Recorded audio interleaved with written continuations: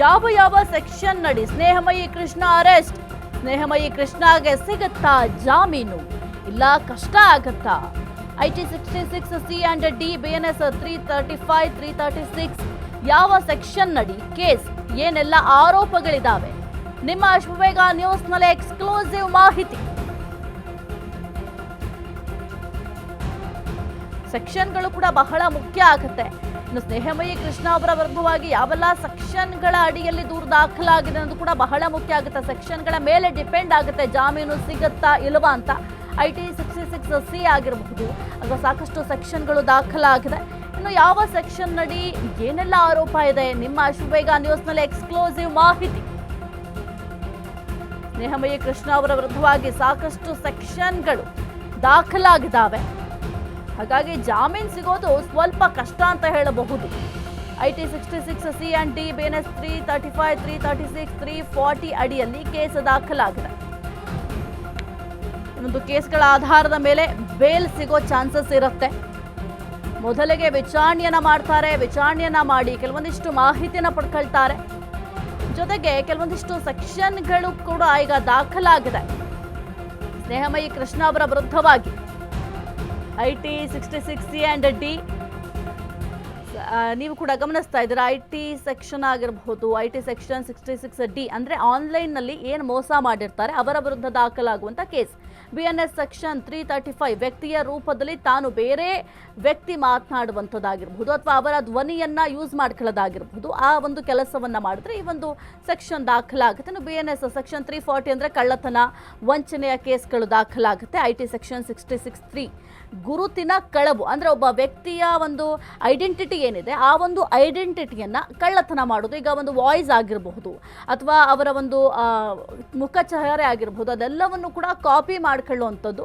ಅದನ್ನ ಈಗ ಏನು ಸ್ನೇಹಮಯಿ ಕೃಷ್ಣ ಅವರು ಮಾಡಿದ್ದಾರೆ ಅಂತ ಹೇಳಲಾಗ್ತಾ ಇದೆ. ಸೋಷಿಯಲ್ ಮೀಡಿಯಾದಲ್ಲಿ ಒಂದು ವಾಯ್ಸ್ ಅನ್ನ ಮಾರ್ಪಾಡು ಮಾಡಿ ಇದೆಲ್ಲವನ್ನು ಕೂಡ ಸ್ನೇಹಮಯಿ ಕೃಷ್ಣ ಅವರೇ ಮಾಡಿರೋದು ಅಂತ ಹೇಳಿರೋದ್ರಿಂದ ಅವರ ವಿರುದ್ಧ ಈ ಎಲ್ಲ ಒಂದು ಸೆಕ್ಷನ್ಗಳು ದಾಖಲಾಗಿದೆ. ಮುಖ್ಯವಾಗಿ ಐಟಿ ಸೆಕ್ಷನ್ 66 ಡಿ ಆನ್ಲೈನ್ನಲ್ಲಿ ಮೋಸ, BNS ಸೆಕ್ಷನ್ 335 ವ್ಯಕ್ತಿಯ ರೂಪದಲ್ಲಿ ತಾನು ಬೇರೆ ವ್ಯಕ್ತಿ ಅಂತ ನಟಿಸಿ ವಂಚನೆ ಮಾಡೋದು, BNS ಸೆಕ್ಷನ್ 336 ವಂಚನೆ ಮೂಲಕ ಆಸ್ತಿ ಮತ್ತೆ ಹಣವನ್ನ ಪಡೆದುಕೊಳ್ಳೋದು, BNS ಸೆಕ್ಷನ್ 340 ಕಳ್ಳತನ ಅಥವಾ ವಂಚನೆಯಿಂದ ಪಡೆದ ಆಸ್ತಿಯನ್ನ ಅನಧಿಕೃತವಾಗಿ ಮಾರ್ಪಾಡು ಮಾಡೋದು.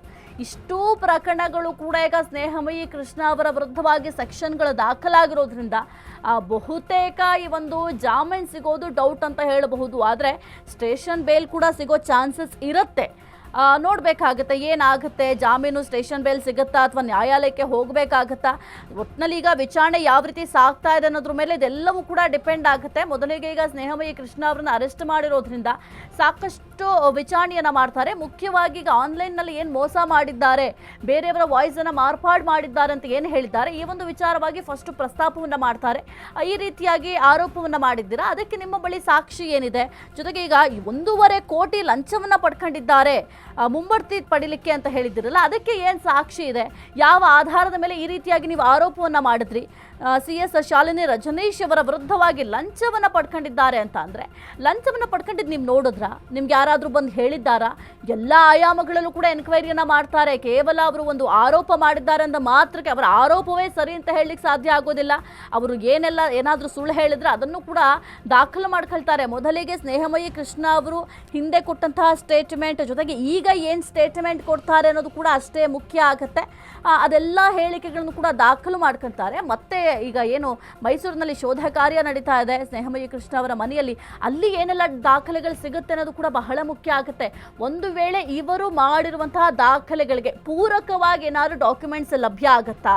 ಇಲ್ಲ ಅಂತ ಅಂದರೆ ಸ್ನೇಹಮಯಿ ಕೃಷ್ಣ ಅವರು ಏನಾದರೂ ಕ್ರಿಯೇಟ್ ಮಾಡಿದ್ರೆ ಇಷ್ಟೂ ಆರೋಪಗಳೇನು ಮಾಡಿದ್ದಾರೆ ಎಲ್ಲವೂ ಕೂಡ ಸ್ನೇಹಮಯಿ ಕೃಷ್ಣ ಅವರು ಹೇಳಿದ್ದೆಲ್ಲವೂ ಕೂಡ ಸುಳ್ಳು. ಹಾಗಾದರೆ ಅದೆಲ್ಲವನ್ನೂ ಕೂಡ ಈಗ ಏನಲ್ಲಿ ಶೋಧ ಕಾರ್ಯಾಚರಣೆಯನ್ನು ಮಾಡ್ತಾ ಇದ್ದಾರೆ ಮನೆಯಲ್ಲಿ, ಆ ಒಂದು ಮನೆಯಲ್ಲಿ ಸಿಗುವಂತಹ ಡಾಕ್ಯುಮೆಂಟ್ಸ್ ಮೇಲೆ ಡಿಪೆಂಡ್ ಆಗುತ್ತೆ. ಸದ್ಯಕ್ಕೆ ನಿರಂತರವಾಗಿ ಅಧಿಕಾರಿಗಳು ಶೋಧ ಕಾರ್ಯಾಚರಣೆಯನ್ನ ಮಾಡ್ತಾ ಇದ್ದಾರೆ.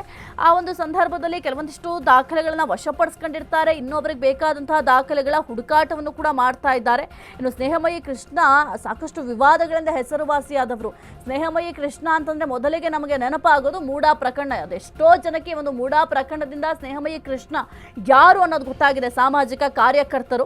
ಇನ್ನು 2015ರಲ್ಲಿ ಇವ್ರ ಮೇಲೆ ಕೆಲವೊಂದಿಷ್ಟು ಅಪರಾಧಿ ಒಂದು ಕೃತ್ಯಗಳ ಕೇಸ್ಗಳು ಕೂಡ ದಾಖಲಾಗಿದೆ. 2015ರ ಚೆಕ್ ಬೌನ್ಸ್ ಪ್ರಕರಣದಲ್ಲಿ ಅಪರಾಧಿ ಅಂತ ಕೂಡ ಒಂದು ಕೇಸ್ ಕೂಡ ದಾಖಲಾಗಿತ್ತು. 2024ರ ಅಕ್ಟೋಬರ್ನಲ್ಲಿ ಚೆಕ್ ಬೌನ್ಸ್ ಕೇಸಲ್ಲಿ ಬಂಧನ ವಾರೆಂಟ್ ಕೂಡ ಇಶ್ಯೂ ಆಗಿತ್ತು.